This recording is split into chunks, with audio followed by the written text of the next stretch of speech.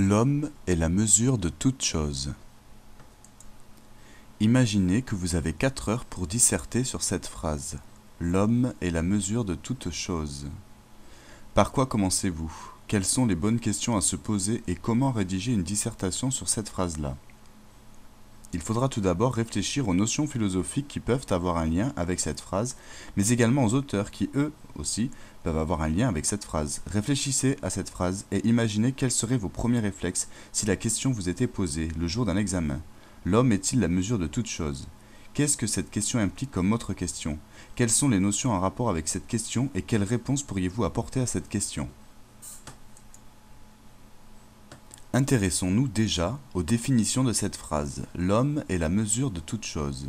Qu'est-ce que l'homme? L'homme est le plus évolué des êtres vivants. Ce serait en effet pour qu'il puisse s'entendre avec ses semblables sur le bon, l'utile et le juste que la nature l'aurait pourvu du langage. Selon Aristote, l'homme est un animal doué de raison, mais aussi un animal politique. Que veut dire tout? Tout, c'est la totalité sans exception. Et enfin dans cette phrase, que veut dire chose?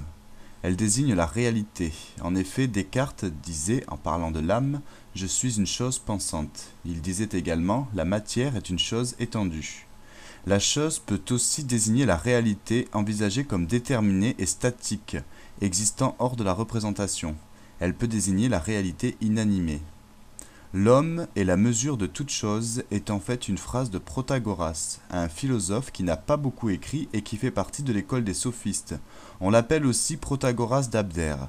Il est l'auteur de l'ouvrage Aletheia et célèbre entre autres pour son relativisme avec cette phrase-là, qui est encore débattue aujourd'hui. L'homme est la mesure de toute chose.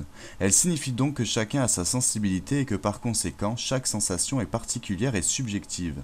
On peut même dire que selon lui, il n'existerait pas de vérité absolue et universelle. Derrière cette phrase du célèbre sophiste, on comprend la dimension relativiste, l'idée que chacun voit, juge le monde à sa manière, rejetant ainsi le concept de morale ou de raison universelle. Il n'y a pas de vérité absolue. Chaque homme a un point de vue particulier sur le monde.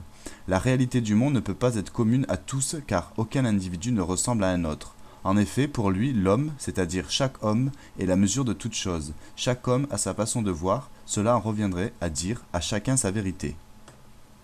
Attardons-nous sur cette phrase-là également, à chacun sa vérité. Qu'évoque-t-elle pour vous? Il faut savoir que « à chacun sa vérité » est une formule rendue célèbre par le titre d'une pièce de Pirandello. Elle est devenue une expression que l'on invoque lorsqu'il s'agit de suspendre une discussion où l'accord ne parvient pas à se faire. Elle revient à affirmer qu'il faut renoncer à chercher une vérité sur laquelle plusieurs personnes pourraient s'entendre. Le vrai ne serait pas propriété commune mais individuelle. Pour Protagoras, l'homme est la mesure de toute chose. En fait, il est la mesure de la vérité et de la valeur. Donc pour Protagoras, tout est relatif à chaque homme. Chacun a son point de vue, chacun interprète différemment. On pourrait se poser la question, y a-t-il un point de vue définitif? Mais personne ne voit d'une manière définitive. Un autre philosophe du nom de Socrate n'est pas d'accord avec Protagoras. Pourtant, la phrase « tout est relatif à chaque homme » peut également faire référence à plein d'autres domaines comme à l'art avec le cubisme et l'impressionnisme, mais également à l'histoire et à la géographie qui font que chaque être humain a une différence de point de vue. Dans la phrase « à chacun sa vérité », il y a un intérêt moral. En effet, c'est un propos humaniste et assez tolérant. Il y a un auteur qui est la référence du savoir relativisé, c'est Montaigne. Et nous en verrons bien d'autres car le programme que nous vous proposons est un programme avec des notions, des repères, des œuvres et des auteurs qui seront des clés pour philosopher, comme nous venons de le faire. Nous pouvons même conclure en disant que tout est relatif et que même la phrase est relative. Nous venons de philosopher sur une phrase en évoquant plusieurs notions et plusieurs auteurs. Voilà pourquoi je vous disais qu'il était important de mettre en place une méthode qui vous donnera alors les moyens d'utiliser toutes ces notions, tous ces repères ainsi que toutes les œuvres et les auteurs que nous verrons. Rappelons les notions que vous devrez maîtriser. Il s'agit de la conscience, la perception, l'inconscient, autrui, le désir, l'existence et le temps, le langage, l'art, le travail et la technique, la religion, l'histoire, théorie et expérience, la démonstration, l'interprétation, le vivant, la matière et l'esprit, la vérité, la société, la justice et le droit, l'état, la liberté, le devoir et le bonheur. Nos rubriques traiteront donc d'un thème en particulier chacune avec lequel nous tenterons de vous apporter toutes les connaissances requises pour philosopher et pour cela un programme complet vous attend. Voici les titres de vos rubriques. 1. Le programme. 2. La philosophie. 3. Les ambassadeurs. 4. Le mythe de la caverne. 5. La dissertation philosophique. 6. La vérité. 7. La conscience. 8. L'inconscient.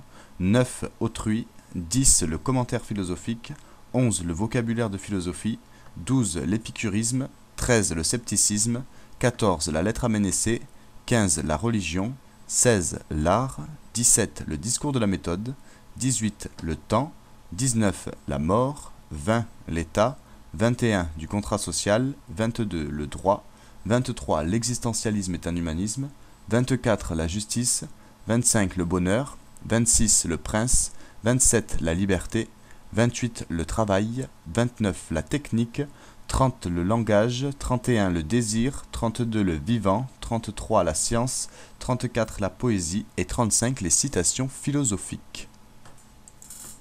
En tout, 35 rubriques avec lesquelles vous serez prêt à affronter n'importe quel examen ou même à discuter et philosopher avec n'importe qui. Vous serez donc apte à répondre à n'importe quelle question en y apportant des arguments fondés sur des thèses apprises au cours de nos rubriques. Continuons donc notre première rubrique qui s'intéresse, vous l'aurez compris, à l'importance du programme, mais aussi à l'importance d'apprendre la philosophie. Pourquoi est-ce autant important d'apprendre la philosophie ? Tout à l'heure, je vous ai parlé de l'enseignement de la philosophie et son importance. Retenez-en cette citation. L'enseignement de la philosophie en classe terminale a pour objectif de favoriser l'accès de chaque élève à l'exercice réfléchi du jugement et de lui offrir une culture philosophique initiale. Ces deux finalités sont substantiellement unies. Pour poursuivre votre expérience philosophique, il faut que vous vous intéressiez à diverses œuvres, qu'elles soient théâtrales, artistiques, musicales ou littéraires. Il faut s'intéresser à tous les domaines pour être apte à argumenter, à juger, à aimer ou ne pas aimer. Tout au long de nos différentes émissions, nous traiterons de certaines œuvres philosophiques qui sont capitales pour votre réflexion philosophique et qui sont des œuvres sur lesquelles on ne peut pas passer à côté car elles sont des références dans l'univers de la philosophie. Mais il vous faut aussi vous intéresser à d'autres œuvres, qu'elles soient littéraires, musicales ou cinématographiques. L'exercice de philosopher doit vous permettre de pouvoir philosopher sur d'autres œuvres que celles imposées par le programme. Voilà pourquoi nous vous proposons quelques œuvres pour vous initier à la découverte d'univers peut-être inconnus pour vous. Nous vous proposons 3 œuvres qui pourraient vous intéresser pour alimenter votre curiosité en plus du programme que nous vous proposons, avec Don Giovanni, Antigone et Matrix. Intéressez-vous à ces œuvres, vous ferez naturellement ensuite le lien entre ces œuvres et quelques notions apprises durant nos différentes rubriques. Don Giovanni, Don Juan en français, est un opéra en 2 actes et en langue italienne de Wolfgang Amadeus Mozart, créé à Prague le 29 octobre 1787 sur un livret de Lorenzo da Ponte inspiré du mythe de Don Juan. C'est le deuxième des 3 opéras que Mozart a composés sur un livret de Lorenzo da Ponte. Don Giovanni et la flûte enchantée sont les opéras qui ont eu le plus d'influence sur les compositeurs romantiques grâce au mélange entre les éléments comiques et les éléments tragiques pour finalement représenter un drame joyeux. L'ouvrage est aujourd'hui considéré comme un des opéras majeurs de Mozart avec les Noces de Figaro et la flûte enchantée, mais aussi de tout l'art lyrique. Un opéra est une œuvre destinée à être chantée sur une scène. Il appartient à un genre musical vocal classique du même nom. L'opéra est l'une des formes du théâtre musical occidental regroupée sous l'appellation d'art lyrique. Il vient du mot italien œuvre. C'est une représentation chantée basée sur un livret avec orchestre, chœur, soliste de chant et chorégraphie. L'opéra appartient au genre du spectacle parce qu'il se donne dans un théâtre. Le théâtre vient du mot grec théatron théomai, je regarde, je contemple, j'admire. Un opéra est une œuvre musicale et scénique, souvent entièrement chantée, dont l'interprétation se fait accompagner par un orchestre. Il s'agit en réalité du théâtre musical occidental lié à la musique classique. Mozart a passé les 10 dernières années de sa vie à Vienne à se consacrer à la composition d'opéra, ce qui le changeait de sa ville natale de Salzbourg, où on lui donnait moins l'occasion d'approfondir ce genre de composition. En 1786, il rencontre le succès avec Les Noces de Figaro, écrit en collaboration avec le librettiste italien Lorenzo da Ponte. L'année suivante, en 1787, c'est à Prague que ce même opéra récolte un triomphe accueilli avec encore plus d'enthousiasme. Mozart est donc invité à composer un nouvel opéra, de nouveau sur un livret de Lorenzo da Ponte pour la nouvelle saison lyrique pragoise. C'est le 29 octobre 1789 que Don Giovanni est créé au Théâtre national de Prague. Don Giovanni sera le deuxième des 3 opéras que Mozart composa sur un livret de Lorenzo da Ponte. Il reprend en fait le mythe du séducteur puni, le mythe de Don Juan, libertin que ses propres coups de foudre finissent par terrasser. Ce mythe est né dans le contexte du baroque espagnol, ce sont Tirso de Molina en 1625 et Molière en 1665, entre autres, qui l'avaient déjà rendu célèbre. À ce moment-là, en 1787, le séducteur impénitent venait d'être remis au goût du jour par un certain Bertati pour l'opéra de Gazzaniga. Le Convive de Pierre, un opéra de Giuseppe Casanica. C'est de ces trois œuvres que s'est adroitement inspiré le librettiste Lorenzo da Ponte pour le Don Giovanni que Mozart composa la même année. Mozart avait prévu 10 jours de répétition pour son opéra. Il avait été trop optimiste et son ouvrage fut finalement créé avec 2 semaines de retard, le 29 octobre 1787 à Prague. Trop tard donc pour faire partie, comme prévu, des célébrations des noces de l'archiduchesse Marie-Thérèse et du prince Clément de Saxe. Don Giovanni obtint un succès immédiat à Prague et sa création viennoise fut programmée pour le mois de mai suivant. Il reçut cette fois un accueil mitigé, l'empereur ayant même déclaré la partition trop difficile pour les chanteurs. Da Ponte rapporte une remarque plus indulgente. L'empereur lui avait dit de trouver l'ouvrage fort beau, mais sans doute inadapté au goût du public viennois. Mozart, quant à lui, se contenta de laisser faire le temps, sachant bien que son opéra était un chef-d'œuvre. En bref, tout le monde doit connaître Don Giovanni, un mythe ressuscité et sublimé par Mozart et da Ponte après avoir connu de nombreuses versions depuis Tirso dei Mulina, Molière ou Goldoni. Don Giovanni de Mozart, c'est plus qu'un opéra puisque, comme le disait Wagner, c'est l'opéra des opéras, et il demeure le plus fascinant des opéras de Mozart. L'usage établi veut que l'on écrive Don Juan lorsqu'il s'agit du titre de l'œuvre de Molière ou du poème de Baudelaire, Don Giovanni ou Don Juan de Mozart lorsqu'il s'agit de l'opéra de Mozart et da Ponte, Don Juan lorsqu'il s'agit d'une autre œuvre. Cet opéra nous raconte l'histoire donc de Don Giovanni, ou plutôt le mythe du séducteur puni, déjà rendu célèbre par Tirso dei Mulina et Molière. L'action se déroule en Espagne au XVIIe siècle. Les personnages de cet opéra sont Don Giovanni, le libertin, Leporello, le valet de Don Giovanni, Donna Elvira, l'ancienne femme de Don Giovanni, Donna Anna, la fiancée de Don Ottavio et la fille du commandeur, Don Ottavio, le fiancé de Donna Anna, le commandeur, le père de Donna Anna, Zerlina, la paysanne, Mazetto, le fiancé de Zerlina. À Séville, en Espagne, séducteur, blasphémateur, Don Giovanni avance masqué pour séduire Donna Anna, par ailleurs fiancée à Don Ottavio. Anna le repousse et reçoit la protection du commandeur, son père. Au cours d'un duel nocturne, Don Giovanni blesse à mort le vieil homme, avant de s'en aller sans le moindre remords, vers d'autres proies, toujours flanqué de son valet, Leporello, complice récalcitrant de ses audaces. Donna Elvira et Zerlina seront les autres victimes criantes du libertin.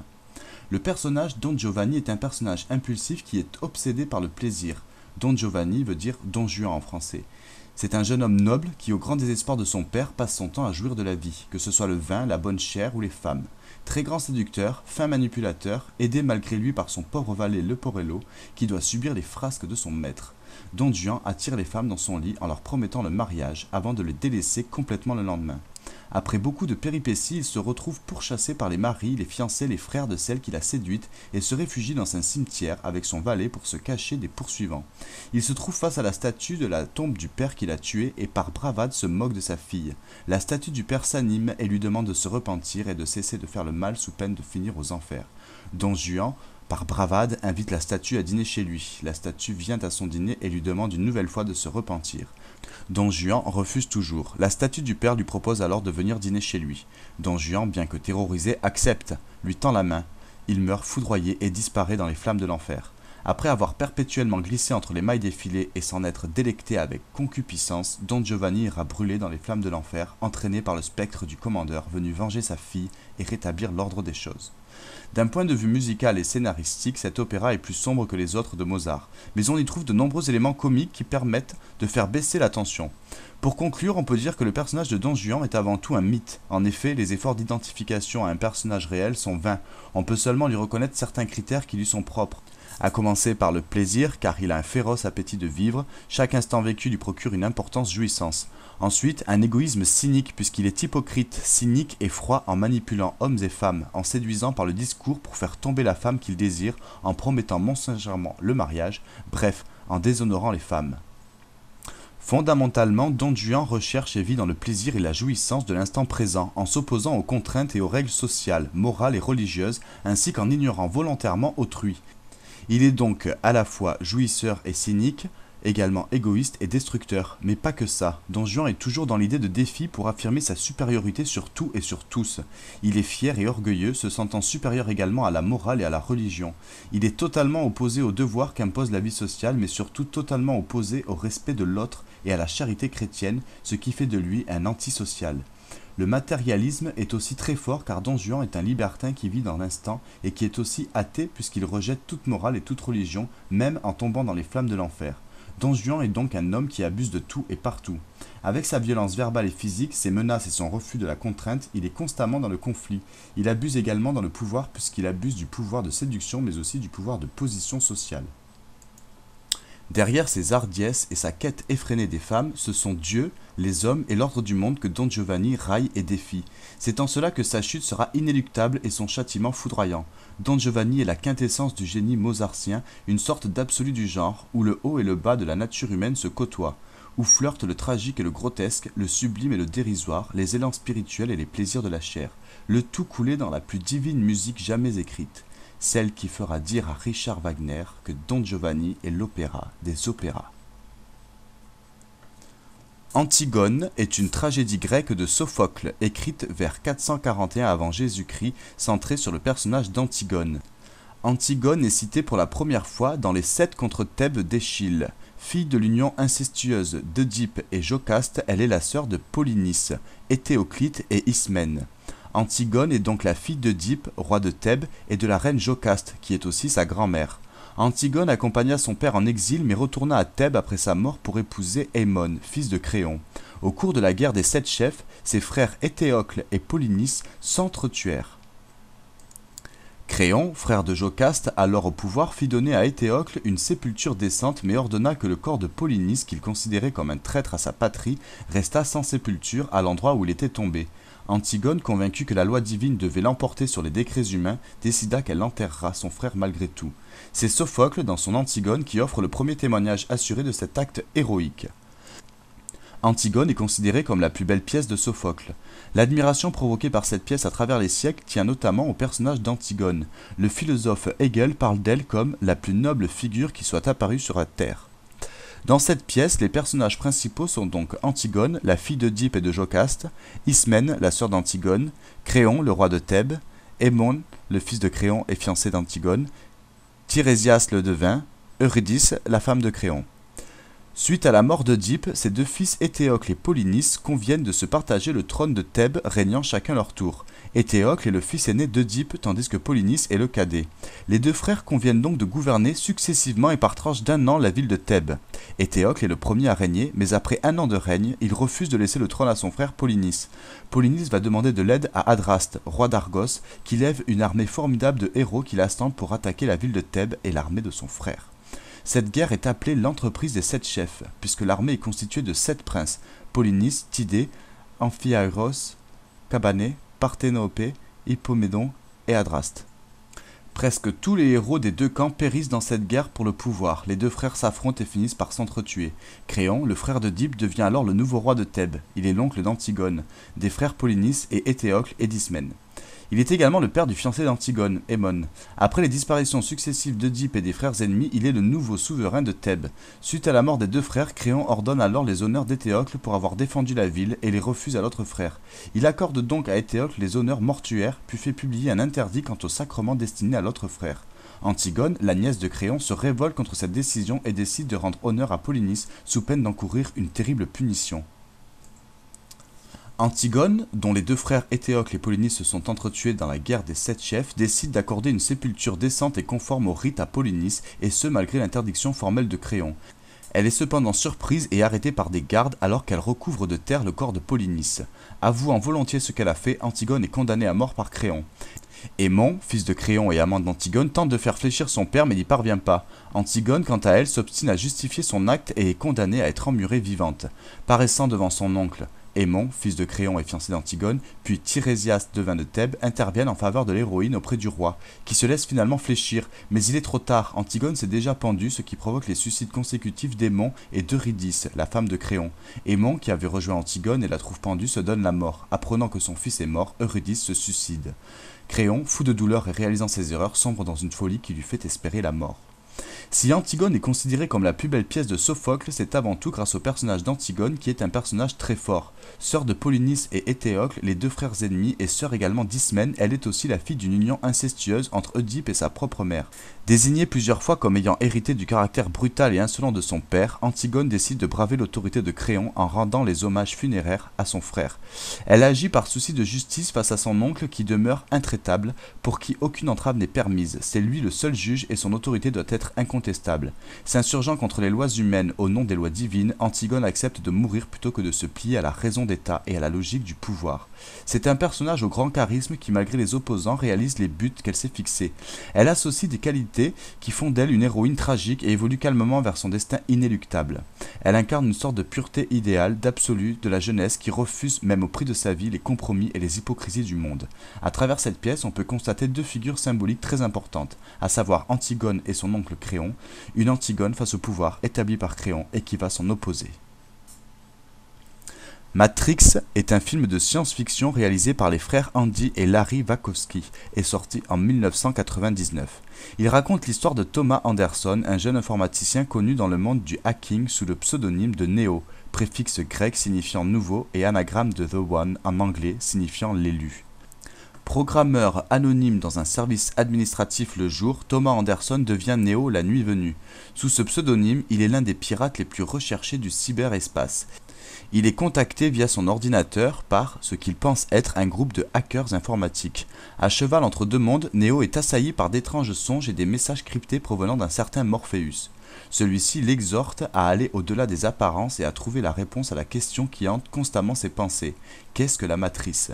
Morpheus pense que Neo est le libérateur mythique de l'humanité annoncé selon la prophétie, qu'il est l'élu qui peut libérer les êtres humains du joug des machines et prendre le contrôle de la matrice. Il lui fait découvrir que le monde dans lequel il vit n'est qu'un monde virtuel dans lequel les êtres humains sont gardés sous contrôle. Ensemble, ils se lancent dans une lutte sans retour contre la matrice et ses terribles agents. Neo devient alors le Messie qui doit délivrer l'humanité. Engagé dans un combat et une résistance contre l'ordre établi, son seul devoir sera de libérer les autres hommes. La Matrice est en fait une sorte d'univers virtuel créé par les machines, dans lequel les humains s'épanouissent sans avoir conscience de la réalité. Les personnages du film évoluent dans deux univers. La Matrice, qui est un univers virtuel, réaliste, dans lequel sont enfermés les humains, un univers qui modéliserait le monde actuel. Ensuite, le monde réel. Il s'agit de la Terre, en ruine et sous une couche de nuages cachant définitivement le soleil. Les machines ont pris le contrôle et utilisent les êtres humains comme source d'énergie.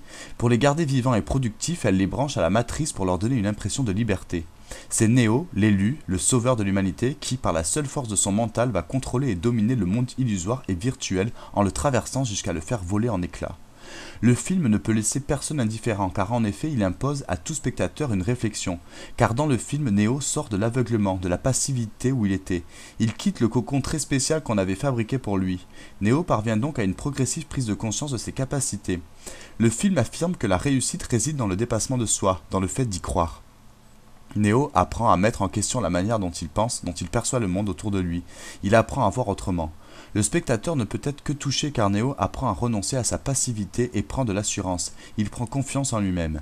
Il détermine ce que doit être sa propre vie. En ayant le courage de mettre en jeu sa vie, en payant de sa personne, il fait l'apprentissage de l'autonomie et de la plénitude. Le film nous propose le parcours qui va de la naissance symbolique à l'accomplissement d'un individu. Quelqu'un se met à exister vraiment, à vivre pour de bon. L'aventure réelle qui consiste à devenir un adulte à part entière, un individu complet, concerne tout le monde. La fiction du film est une fable qui parle de la vraie vie. Cette société nous est montrée comme un monde anonyme, conformiste, artificiel, auquel l'individu doit résister pour ne pas perdre son âme. Mais le film Matrix va beaucoup plus loin en faisant appel à de nombreux concepts philosophiques, tels que le mythe de la caverne, de Platon, qui raconte l'histoire d'un homme qui prend conscience de la nature illusoire du monde, qui contemple la vérité et décide néanmoins de redescendre dans la caverne pour essayer de réveiller à leur tour ses compatriotes toujours endormis, pour leur expliquer que le monde que nous voyons ne reflète que les ombres du réel. Le film s'inspire également beaucoup de la religion en s'inspirant du bouddhisme avec la notion d'éveil, ou de la Bible avec les notions d'élu ou de la Trinité. On peut voir le film comme dénonçant une élite dominant le monde, puisque la matrice contrôlée par des machines pourrait représenter le contrôle de notre société actuelle par une élite. On peut également citer Descartes, son doute méthodique et son malin génie, qui rejoint la remise en question du monde, la théorie solipsiste, Kant et sa réflexion sur la perception du monde, Marx pour le côté politique et révolutionnaire, d'autres références également, telles que Alice au pays des merveilles ou le deuxième tome des aventures d'Alice intitulé De l'autre côté du miroir. Une référence numérique dans la trilogie est celle du nombre 5. Ce nombre y est souvent associé au monde des machines, c'est-à-dire à la force du mal, et on sait que Satan dans certaines cultures est symbolisé par une étoile à 5 sommets. En fait, l'univers de Matrix peut être interprété par d'innombrables façons différentes. Tout dépend de la sensibilité de chaque personne. Aucune interprétation ne peut être plus vraie ou plus fausse qu'une autre. Chacun peut l'interpréter à sa manière. À chacun sa vérité. C'est ainsi que s'achève notre première émission Philosophons le programme. Nous avons donc vu le programme de philosophie, donc en premier les notions concernant le sujet, donc la conscience, la perception, l'inconscient, autrui, le désir, l'existence et le temps. La culture avec le langage, l'art, le travail, la technique, la religion, l'histoire. La raison et le réel, théorie et expérience, la démonstration, l'interprétation, le vivant, la matière et l'esprit, la vérité. La politique avec la société, la justice et le droit à l'État. La morale avec la liberté, le devoir, le bonheur. Mais également nous avons vu des repères avec absolu relatif, abstrait concret, en acte en puissance, analyse synthèse, cause fin, contingent nécessaire possible, croire savoir, essentiel accidentel, expliquer comprendre, en fait en droit, formel matériel, genre espèce individu, idéal réel, identité, égalité, différence, intuitif, discursif, légal, légitime, média, immédiat, objectif, subjectif, obligation, contrainte, origine, fondement, persuader, convaincre, ressemblance, analogie, principe, conséquence, en théorie, en pratique, transcendant, immanent, universel, général, particulier, singulier. Et nous avons également vu l'importance des auteurs et des œuvres. Nous nous retrouvons la prochaine fois pour la deuxième émission de Philosophons, où nous philosopherons sur la philosophie. À bientôt.